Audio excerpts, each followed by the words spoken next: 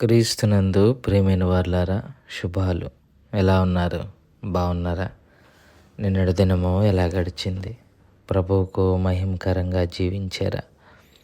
జీవించినట్లయితే ఆయనకు స్తుతులు. లేని ఎడల ఆయన మనల్ని క్షమించును గాక.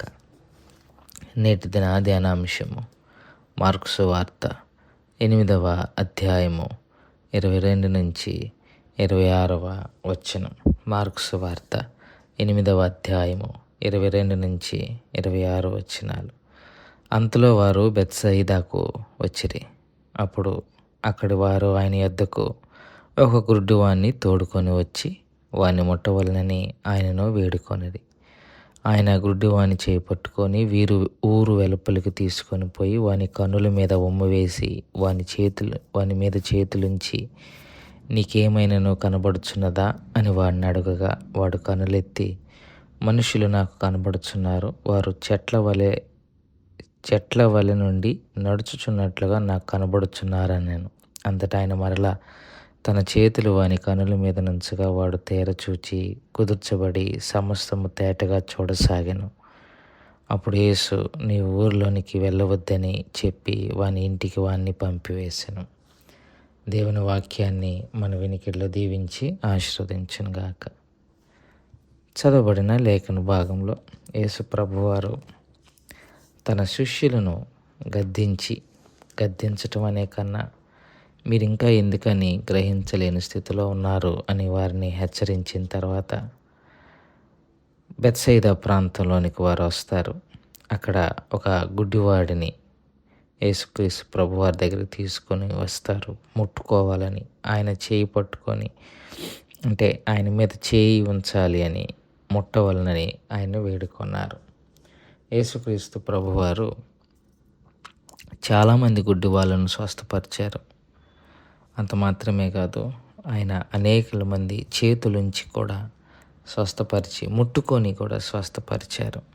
ముట్టుకోవటము ఎందుకు అనంటే, యూదులు రోగులుగా ఉన్నవారిని ముట్టుకోరు. సో యేసు ప్రభువారు చేస్తున్న చిన్న చిన్న విషయాల్లోనే పెద్ద పెద్ద పాఠాలు నేర్పించారు. మనుషులను ముట్టుకోకపోవటం అన్నది మానవ కల్పిత ఆచారాలు. అపవిత్రమైన వాటిని ముట్టవద్దు అని అంటే యూదులు చాలా ఎక్స్టెంట్కి వెళ్ళారు. వారి దృష్టికి రోగం అనేది దేవుని నుండి వచ్చిన శాపముగాను, ఆ శాపము వాడికి వచ్చిందంటే వాడు అపవిత్రమైన వాడని, వాడిని ముట్టుకోకూడదని, ఇట్లాంటి స్టీరియోటైప్డ్ మెంటాలిటీ, ఒక దాన్ని ఏమంటారు, ఒక కుంచిత భావం కలిగి వారు ప్రవర్తించటం చూస్తాం. ఎప్పుడైతే ప్రభువారు వారిని ముట్టుకుంటారో చాలా పాఠం నేర్పారు. మనిషిని ముట్టుకొనుట అంటే అందరూ కాదు, కానీ ఆత్మన్యూన్యతా భావం కలిగి తోసివేయబడిన వారికి ఒక స్పర్శ కూడా ఎంతో బలాన్ని, ధైర్యాన్ని ఇస్తుంది. సో యేసుప్రభు వారిని ముట్టుకున్నప్పుడు వారు చాలామంది స్వస్థపరచబడినట్టు చూస్తాం. ఇట్లాగే ఈ గుడ్డివాడిని కూడా ఆయన దగ్గరకు తీసుకొని వచ్చారు. యేసుప్రభు వారు మన 7వ అధ్యాయంలో చూస్తాం, ఓ చెవిటివాడిని, మూగవాడిని ఊరు వెలుపలకు తీసుకొని వెళ్ళినట్టుగా ఈ గుడ్డివాడిని కూడా ఊరు వెలుపలకు తీసుకొని వెళ్ళి ఉమ్మి వేస్తారు. 7వ అధ్యాయంలో కూడా చూస్తాం ఉమ్మి వేసినట్టుగా. ఎందుకు ఏంటి అన్నది మనం పెద్దగా వివరణ ఇవ్వలేం, కానీ ఇక్కడ కూడా వాని కనుల మీద ఉమ్ము వేసి వాని మీద చేతులుంచి, నీకేం కనబడుచున్నది, లేకపోతే నీకేమైనా కనబడుచున్నదా అని వాడిని అడిగితే వాడు మొట్టమొదటిసారిగా సరిగా చూడలేకపోతారు. మనుషులను చూశాడు కానీ దూరముగా, అంటే మొట్టమొదటిసారి మనుషులను చూడటం, వారేం చెట్లులా కనబడటం అనేసరికి ఈసారి ప్రభువారు వాని మీద మరలా చేతులుంచి వాని కళ్ళ మీద ఉంచగా వారు తేరి చూచి కుదుర్చబడి సమస్తము తేటగా చూడటం ప్రారంభిస్తాడు. అంటే మొదటిసారి చాలా సేపటి వరకు కళ్ళు మూసుకొని ఒకసారిగా కళ్ళు తెరిస్తే మనకి స్పష్టంగా ఉండదు. మీరు కావాలంటే బాగా నిద్రపోయి లేచిన వెంటనే చూడండి ఏమీ స్పష్టంగా చూడలేరు. ఏమీ స్పష్టంగా కనబడదు. అట్లా వాడు చాలా కాలం నుంచి గుడ్డితనంగా ఉండటం వల్ల ఏది స్పష్టంగా చూడలేకపోతాడు. కానీ ప్రభువారు వాడి మీద మళ్ళీ చేతులుంచి వాడిని కుదుటపరిచినప్పుడు వాడు తేటచుగా చూస్తాడు. ఇక్కడ విశేషం ఏంటంటే వారిని మళ్ళీ ఊళ్ళోకి వెళ్ళొద్దంటాడు. వేరే దారికి వెళ్ళిపోమంటాడు.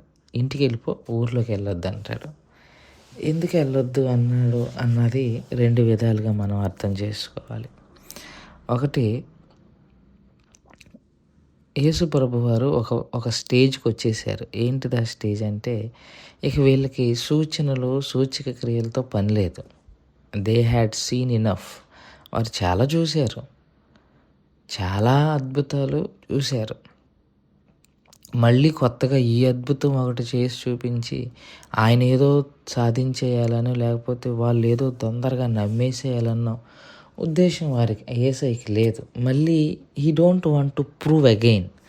మళ్ళీ తానేంటో వాళ్ళకి నిరూపించుకోవాల్సినంత అవసరం లేదు. అందుకే పక్కకు తీసుకెళ్ళి, జనసమూహంలో నుంచి పక్కకు తీసుకెళ్ళి, నీకు వ్యక్తిగతంగా స్వస్థత కావాలంటే ఇదిగో తీసుకో, వెళ్ళిపో. నువ్వు వెళ్ళి జనాల మధ్య కనబడి సాక్ష్యం ఇవ్వాల్సిన అవసరం లేదు. ఎందుకంటే ఇంతకన్నా గొప్ప కార్యాలు నేను చేసినా no one is there to believe. ఎవరు విశ్వసించే స్థాయిలో లేరు. సో క్రైస్తవ్యం కూడా అలాగే అయిపోయింది. ఒకటి దేవుడు చేసాడు, అది జీవితకాలం గుర్తుంచుకోవాల్సింది పోయి అది బాగానే ఇంకోటి బాగానే ఇంకోటి, ఇక రోజు అడగటమే స్వస్థతల గురించి, గోజాడుకోవటమే జరిగిపోతుంది. సో అట్లాంటి పరిస్థితుల్లో దేవుని వాక్యం మనకి జ్ఞాపకం చేస్తుంది. ప్రభువారు వాడిని వెళ్ళిపోమన్నాడు. ఉండదు, వెళ్ళిపో. సో కొత్తగా స్వస్థతలు చేయాల్సిన అవసరం లేదు. రెండవది, యేసు ప్రభువాన్ని వారు తిరిగి అక్కడికి వెళ్ళొద్దు అని ఎందుకు చెప్పారు అని అంటే పబ్లిసిటీ అవసరం లేదు ఆయనకి. కొత్తగా మళ్ళీ వెళ్ళి పబ్లిసిటీ చేయాల్సిన అవసరం లేదు. ఆయన ఎప్పుడు త్వరగా పబ్లిసిటీని కోరుకునే దేవుడు కాదు. బట్ ఎవరు వెళ్ళలేదు, సో ఎవరు నుంచి ఆయన కోరుకోలేదు. ఈ రీతిగా ఆ గుడ్డివాడిని స్వస్థపరిచి ఆయన పంపించేశాడు. ఆ రోజుల్లో ఉన్న ప్రతి సందర్భము నేటి క్రైస్తవ్యానికి సరిపోతుంది. మన మధ్య ఎన్ని అద్భుతాలు జరిగినా ఎవరో నమ్మరు. యేసు ప్రభువారు ఒకానొక సందర్భంలో, అయ్యో కొరిజన, అయ్యో బెత్సైదా, నీ మధ్య అద్భుతములు గొప్ప కార్యములు చేసిన నువ్వు నమ్మలేని స్థితిలో ఉన్నావన్న మాటను ప్రస్తావన చేయబడుతుంది. కనుక ఈ ఉదయకాల సమయంలో ప్రియమైన వారులారా, దేవుని వాక్యమును బట్టి మిమ్మల్ని బతిలాడుకుంటున్నాను. దేవుణ్ణి సూచక క్రియల ద్వారా నమ్మకూడదు. నిన్ను రక్షించాడు, పరలోకపు స్థానాన్ని ఇచ్చాడు, నీలో పాపపు భారాన్ని తీసివేశాడు. దాని కొరకు దేవుని స్తుతించు, దాని కొరకు ప్రభువుని వెతుకు. మిగతావి ప్రాధాన్యమైనవి కావు, ప్రాముఖ్యమైనవి కావన్న విషయాన్ని జ్ఞాపకం చేసుకుంటూ ఈ మాటలను ఇంతటితో ముగించుకుంటున్నాను. దేవుడు దీవించి ఆశీర్వదించును గాక. ప్రార్థన చేసుకుందాం. మమ్మల్ని మిక్కిలిగా ప్రేమించిన మా ప్రియ పరలోకపు తండ్రి, మీ పాదాలకు స్తోత్రాలు. చెప్పబడిన వాక్యాన్ని బట్టి మీకు స్తోత్రాలు. ఎన్నో వాక్యం మా హృదయంలో భద్రపరుచుకొని వాక్యానుసారంగా జీవించగలిగిన కృపాభాగ్యం నాకు మాకు అందరికీ దయచేయమని యేసుక్రీస్తు ప్రభు వారి పుణ్యనామములో అడిగి వేడుకుంటున్నాం తండ్రి. ఆమెన్. God bless you.